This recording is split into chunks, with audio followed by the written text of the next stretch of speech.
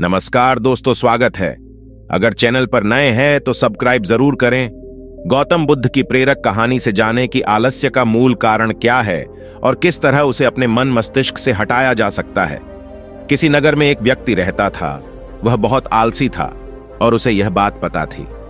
एक दिन वह बुद्ध जी के पास आया और दुखी मन से बोला, बुद्ध जी, मैं बहुत आलसी हूं और अपने आलस्यपन के कारण मुझसे कोई भी कार्य सही समय पर नहीं होता है और न ही ठीक से कर पाता हूं। मेरे घर में सभी मुझसे परेशान हैं। कृपया बताइए मैं क्या करूं। बुद्ध जी मुस्कुराए और बोले, तुम्हें कैसे पता कि तुम आलसी हो और किस प्रकार का आलस्य है तुम्हें? व्यक्ति ने कहा, मुझे यह तो ठीक से नहीं पता कि आलस्य वाकई में क्या होता है, लेकिन यह जो भी है बहुत बुरा है। बुद्ध जी ने कहा, आलस्य एक मानसिक अवस्था होती है जो एक विचार है, भाव है जिसे इंसान अपने अंदर लाता है। मनुष्य को दो प्रकार से आलस्य आता है, शारीरिक और मानसिक। शारीरिक आलस्य का कारण भोजन है।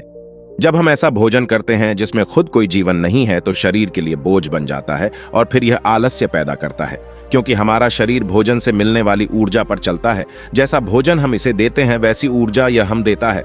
इसलिए आलस्य से बचना चाहते हो तो आराम और आसानी से पचने वाला भोजन करो जो प्राकृतिक रूप से हम मिलता है। शारीरिक स्तर पर ही दूसरा कारण है सही से ना बैठना, सही से ना सोना और सही से ना चलना। बुद्ध जी ने आश्रम के भिक्षुओं की तरफ इशारा किया और कहा, देखो, इन भिक्षुओं को ध्यान से देखो। इनके चलने, बैठने और लेटने में संतुलन है। जब ये चलते हैं तो इनके पैरों के बीच तालमेल होता है, बैठते हैं तो गर्दन ऊपर और रीढ़ की हड्डी बिल्कुल सीधी होती है। जब लेटते हैं तो शरीर बिल्कुल स्थिर और तनाव रहित होता है, जिससे वे आरामदायक और गहरी नींद लेते हैं। व्यक्ति बोला, क्या पर्याप्त नींद आवश्यक है? बुद्ध बोले, हाँ ना, कम ना अधिक। यदि रात को पर्याप्त नींद नहीं लेते हो तो कल का दिन आलस्य और थकान से भरा होगा। व्यक्ति ने कहा, आपने सच कहा, यह मैंने भी महसूस किया है। बुद्ध बोले, शारीरिक स्तर पर तीसरा कारण है सुबह जल्दी ना उठना।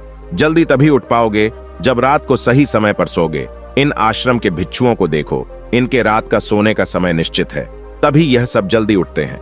हर एक भिक्षु का अनुशासन होता है और वही इनके जीवन में संतुलन लाता है। इंसान अनुशासन को एक बंधन समझता है, लेकिन यह सच नहीं है। अनुशासन हमें बांधता नहीं बल्कि आजाद करता है। बुद्ध जी ने व्यक्ति से कहा, यदि आलस्य से बचना चाहते हो तो एक निश्चित दिनचर्या बना लो। व्यक्ति बोला, लेकिन शुरुआत कहां से करें? चलने से, बैठने से, लेटने से या सुबह जल्दी उठने से? बुद्ध जी बोले, इसी समय से। जो भी कर रहे हो उस ध्यान से करो, मन के स्तर से आलस्य को समझो। क्योंकि हम वह कार्य पहले भी नहीं कर पाए थे। हम मन को यह नहीं समझाते कि पहले और अभी के कार्य में बहुत फर्क है। साथ ही मानसिक तौर पर हम वह नहीं है जो पहले थे। तब से लेकर अब तक हमने बहुत कुछ सीखा है। मानसिक आलस्य से बचना है तो खुद पर विश्वास करना सीखो। मानसिक स्तर पर दूसरा कारण है आलसी और छोटी सोच वाले व्यक्तियों के साथ रहना। कई बार देखा गया है कि हम आलसी नहीं होते, लेकिन ऐसी लोगों के साथ रहने से हम भी वैसे ही हो जाते हैं। वह व्यक्ति बोला, आप सही कह रहे हैं, यह भी मैंने महसूस किया है। बुद्ध बोले, मानसिक स्तर का तीसरा कारण है काम को टालना। मानसिक तनाव का सबसे बड़ा कारण है।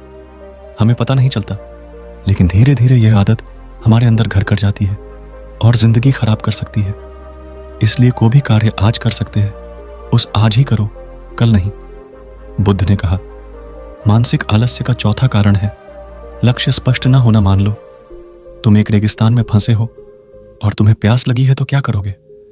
वह व्यक्ति बोला, मैं पानी ढूंढने के लिए आसपास किसी गांव की तलाश करूंगा। बुद्ध बोले, यदि गांव नहीं मिला तो क्या करोगे? वह व्यक्ति बोला, तो भी मैं ढूंढने का प्रयास करूंगा, क्योंकि मेरे पास और कोई विकल्प नहीं। बुद्ध बोले, जब किसी के पास स्पष्ट लक्ष्य ना हो, यदि सुबह उठकर व्यायाम नहीं कर पा रहे हो तो तुम्हारी नजर स्पष्ट नहीं है कि तुम्हें व्यायाम क्यों करना है। यदि तुम भविष्य में होने वाले रोगों के प्रति सचेत नहीं हो, मानसिक आलस्य का पांचवा कारण है किसी कार्य को करने की बड़ी वजह ना होना। मान लो तुम किसी सुनसान जगह से कीमती गहने लेकर जा रहे हो।